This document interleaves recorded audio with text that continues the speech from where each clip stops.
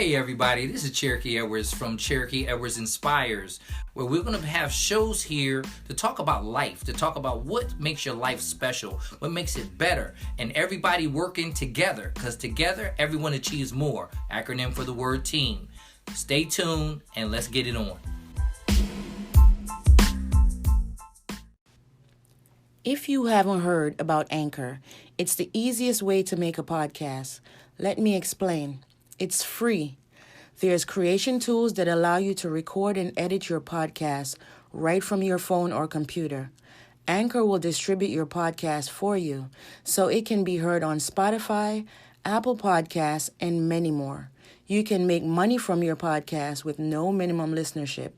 It's everything you need to make a podcast in one place. Download the free Anchor app or go to anchor.fm to get started. Today we have a personal friend of mine and an excellent businessman. His name is Jim Kourmadas of Coldwell Banker Traditions. Good morning, Jim. Good morning, Cherokee. How are you today? Oh, I'm doing great. I'm so happy to have you on here. And, you know, to our followers, a lot of people want to know how to get into businesses, and they especially seem to be looking at real estate. So I want to give them, all of our listeners, a chance to hear what it takes to be a good real estate agent or flipping houses or doing different things. If you would be so kind as to give them a little bit of reprieve of what you've gone through. Sure. So let me first talk about what I do. So I'm a real estate agent on both commercial and residential real estate. And I would say the rule one of being a good agent is you got to answer your phone. Yeah. That sounds a little bit trite, cliche, but I can tell you this: in the world of real estate, things move quickly, and so one of the things you find is that if for whatever reason you get bogged down, there's also a lot of administrative paperwork, research, and a lot of other things that go into being a good agent. And the problem I think that people have with it when they first get started is you get a couple of deals going or situations going, you get snowed under with trying to get administrative work done, paperwork, or you got to go check things at the county, this and that, research. And you find that, it's awful hard to do that while you're still answering the phone and you're still being responsive and quick to people. And the point of all that is that when real estate transactions, when they happen fast. And when you're on the buyer side or the seller side, you do not want somebody who's going to delay the process. So that's a big part of the deal. Answering the phone is a big deal. Can you give us an example of that happening to you? Yeah, sure. So I'll tell you when I have been in the middle of, in fact, I've got a closing coming up on Monday, and there's been a lot of last minute rush things going. But this very week, in fact, I got a call while I was on the way to a meeting with one of our participants with the Mind Builders from last weekend. And I was thinking, it's a great meeting. Excited to talk with this person because they're coming up to me to ask for some expertise and help after having been to our session. So I think it's a very important meeting. And I'm on the way there. I'm in the car on the way to Newport News, and I get a text message saying, "Hey, can you take a phone call?" And I'm thinking, well, I'm on Route 64, not exactly a time when I want to try to take a phone call, especially from a complete stranger who may expect that I can sit and write things down and be an active listener. But nonetheless, I texted back using a voice texting. Sure, give me 1 minute. And so I took the next exit, pulled off the road, took the phone call, and it turned out to be a lady who said she's in New Jersey and she wants to move down to Virginia. She's working with an agent up there. The agent's been having trouble getting a hold of agents down here. The agent needed to speak to somebody in person. And if I hadn't have picked up that call, I wouldn't have another client. And that the bottom line is I have a good, solid client. We've now been in close communication for a couple, 2-3 days. And I found out a lot of great things about what she wants to do and why she's moving here and the kind of property she's looking for. But all those are things that I'll call those opportunities that I think we all get exposed to opportunities all the time. Sometimes opportunities, in my experience, probably more often than not, opportunities are inconvenient. Yes, they okay. are. And the easiest thing to do is to say, oh, well, it really probably wasn't anything anyway. I just won't even, oh yeah, I saw a number on my phone. Somebody called I don't recognize. I'm not going to call them back. Yeah. Those are all opportunities. And I don't know that there's any short, easy way to sort through that other than to put in the good legwork, follow up with people, and find out if there's something there or not. But again, it's opportunities always come at inconvenient times, and you got to find a way in yourself to shift gears and try to take advantage of opportunities. So in other words, always be ready to pick that phone up. Always be ready to pick the phone up. Yeah, and in this day and age, it's not always a phone call. It's a text, or it's an email, or it's and I'll tell you again, in my experience, oftentimes when people come to you and they need something, and you could provide something that could be of value to them, that's all in the line of an opportunity for a business transaction. People don't come generally with their needs and their wants fully formed. In other words, you get some message, or you get some trail for something that you don't quite understand. And so it takes some effort and work to follow up and figure out what's going on here. If you're not willing to put in that kind of effort, you can't shape up opportunities. That's right. I can't tell you how many times folks have contacted me with sort of a half-baked idea that, well, I don't. They'll go into great lengths about what's going on in their life, and you're thinking to yourself, okay, I've been on the phone for 3 minutes, or I've been back and forth with this person 4 times. I'm not even sure that they're a potential real estate client, but I have found out things like they have a pet turtle, and their pet turtle lives in a climate controlled garage, and that's really interesting to know. But what do I do with that? Right. And so it's the job of a good agent to figure out, is this person is this a sort of a confused way that they're asking for help? Right. And it turns out, yeah, in fact, that's a real story that actually happened. And after about a week or so going back and forth with this person who lives in Ohio, I found out that their wife is actually, the person's wife is actually the person who's leading their search for real estate in the area. However, he obviously had some concerns. And when he called me, he was sort of in mid-thought about moving to Williamsburg. Right. As opposed to saying, hi, my name is so-and-so, we're looking for a house, and laying it all out for you. That doesn't happen. People don't lay out for you what you need to do to serve them and what creates value. You have to figure that out. Yeah, you got to pick and choose what they were saying. You got to be able to read them better, right? Yeah, you bet. That's a big part of it. Reading people, the skills that it takes to understand when somebody's actually asking you for something. Because people are people. They don't always come right out and say what's on their mind. They don't always directly ask you what they want. Right. So with these aspiring realtors, mm-hmm. what would be the number one or the start base of where you would tell them to start? Sure. If you're interested in real estate, there are some hurdles to get over. One is you got to take, and this, Cherokee, you've done this yourself. You got to take the training. You got to put in the six or so months of training. What I'll tell you people, though, is don't be afraid of that. I mean, that honestly, there's a lot of memorization. It's nothing that anybody cannot achieve. You put your mind to it, you'll pass real estate. Yes. You'll pass the school, and you'll pass the exams, and all that kind of thing. But from that point forward, honestly, it is all on you. And the interesting thing about real estate, it varies from area to area, but a lot of people go into it. They realize that once you're in it, you're kind of out there on your own, and you're spending money every day because it costs money to be an agent, even if you're not producing any results. And so I think people get discouraged early on. They get afraid, they get discouraged, they get fearful that, oh my goodness, I'm spending money and things aren't falling in my lap. Right. And that sort of is the point. If you go to work for a brokerage, and that's the first thing you need to do as an agent, is find a brokerage that'll take you. And you'll find there are a lot of brokerages. They all have different personalities, and they have different training programs and this and that, but nobody was going to guarantee that you're going to hit the streets and you're going to have any level of success. That's completely up to you. Right. They'll teach you and train you how to do customer relationship management, how to build your database and all that kind of thing.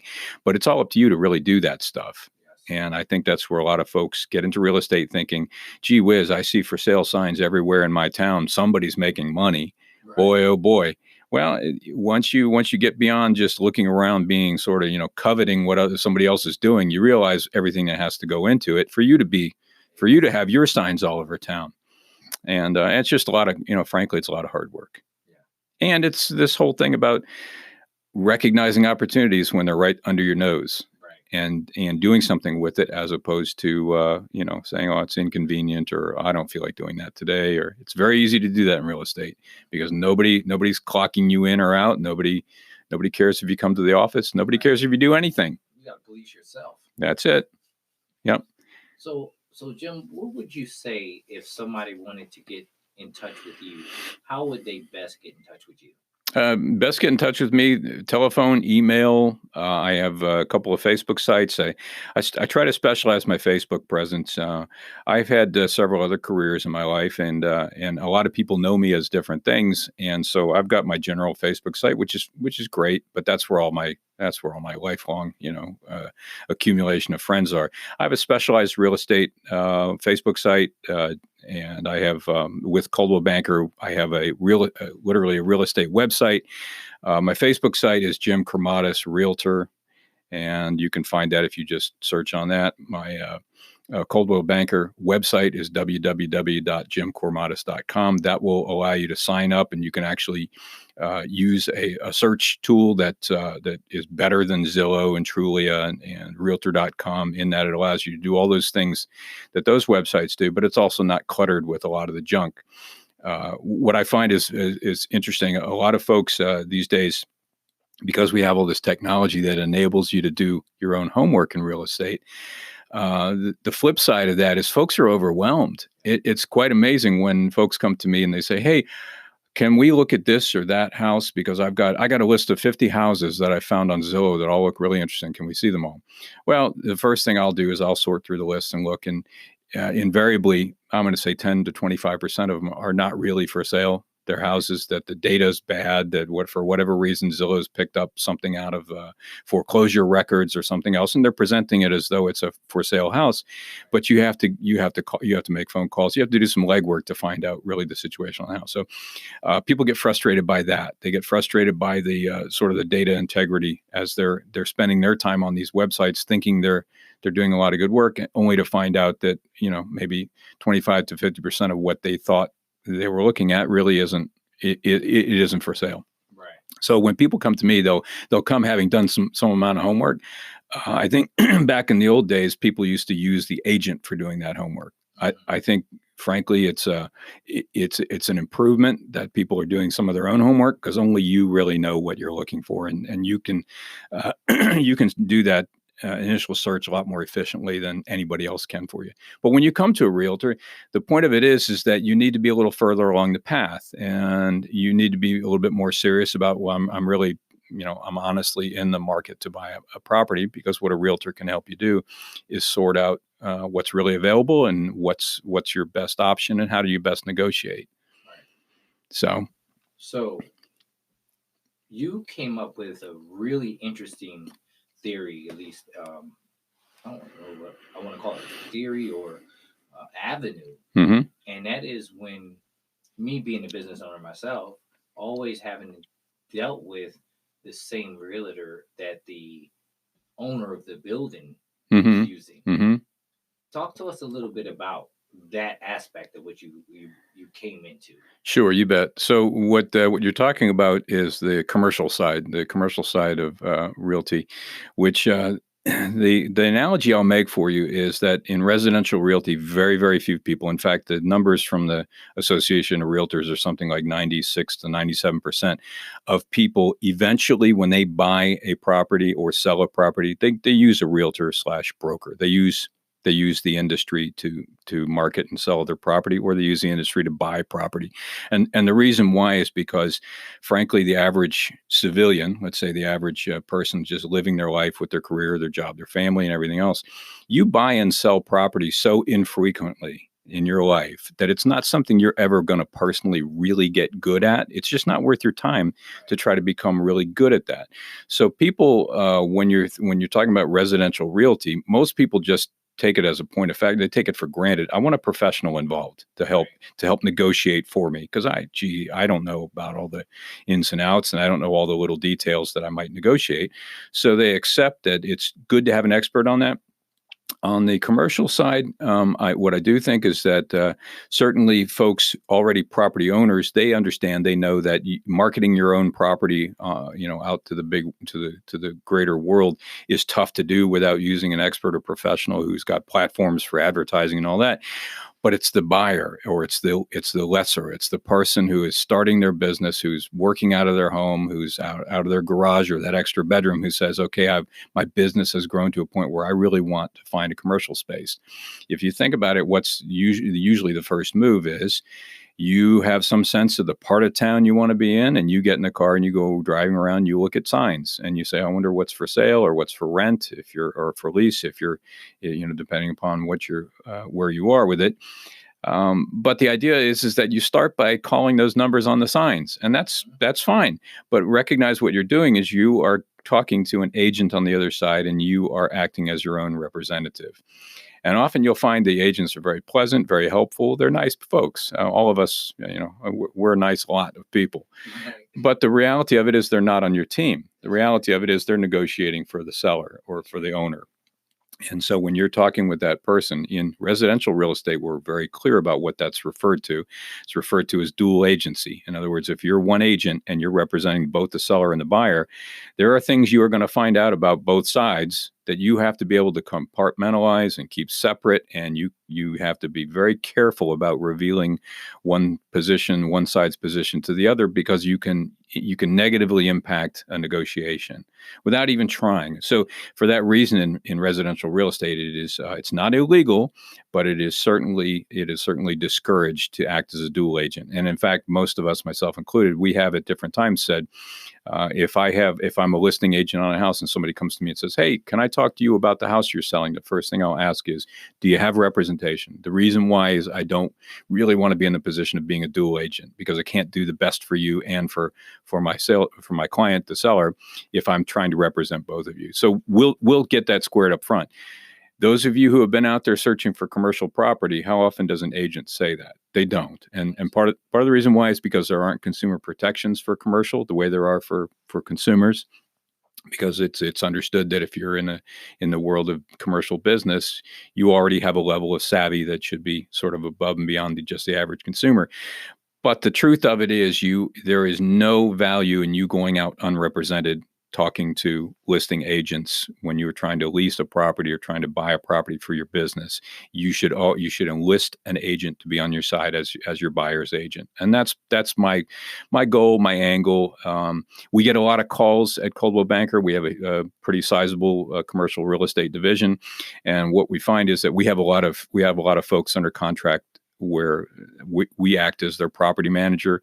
And so at different times, we're getting calls all the time from people driving around, looking at road signs, seeing our sign up there, calling our number and saying, hey, do you have space available in XYZ property? And what we do is often, if we have space available in our portfolio, obviously then that person, when we don't have space, they refer over to me. And so I take that person out and we go look at other people's listings, and I'm acting in that capacity purely as their buyer's agent. That's been a lot of fun. It's exciting. It's kind of like hunting. You go out and you're thinking, I think I know the area pretty well. I know the woods, so to speak, but I know where the rabbits and I know where the game is. So let's go out and see if we can't catch what we're looking for. But the part I like about that is, you really, as opposed to residential real estate, people make commercial real estate decisions differently. And obviously they're a little bit more business oriented and a little bit more rational. There's, obviously more financial aspects involved, a return on investment and things like that. And so it gives me a chance to get into people's business a bit. And to develop business scenarios for folks, because oftentimes you'll find on the commercial side, you just like in residential, you never find exactly what it is what you're looking for probably doesn't exist exactly how you're thinking of it. So what an agent like me can help you do is be a little more flexible in your thinking and imagine maybe how different properties could work for you. And the bottom line is they have to work for you financially first, and then business strategy wise and all that, they have to work for you on a number of levels. And that's what a good buyer's agent like myself will do for you. Help you figure out what your real options are and how they could fit into your business strategy. Wow. There's a lot to it, guys. You know, you can hear this right now, and just in retrospect, I've done this 4 times where I go to a place and call the number on there and talk to an agent. Yes, they sound really good, but you understand as it goes through, as the process goes through, that they were one sided for sure. Yeah, well, there's little things that they're not required to tell you, and if you don't know to ask, Yeah. nobody's going to tell you little things about the property that might end up being material, and they might end up being of interest to you, but you just didn't think to ask before you signed a lease. Right. Yeah. Wow. There's a lot to going into this. Don't be shaken by it. Just reach out to a specialist. And again, Jim Kourmadas with Coldwell Banker Traditions is the way to go into that. That is a strong way. I use Jim for everything I'm doing and looking for. So I want you guys to take this very seriously when you're looking at getting a place. Make sure you have a professional doing something that you're not a professional at. You bet. And the other thing I'll tell you is, again, some folks approach this from the perspective that, well, I don't have the money for that. I don't want to spend that extra bit. I want to save that money, or I want to negotiate that money out of the seller, because if I'm not using an agent, they don't have to pay a commission, and therefore I should get a better deal. And I'll tell you how that actually works in the real world. And same thing on the residential side. I can't tell you how many for sale by owners who end up frustrated after 6 or 9 months that they've not been able to sell their property. I end up talking to them, and folks end up saying, yes, I guess I didn't think of that.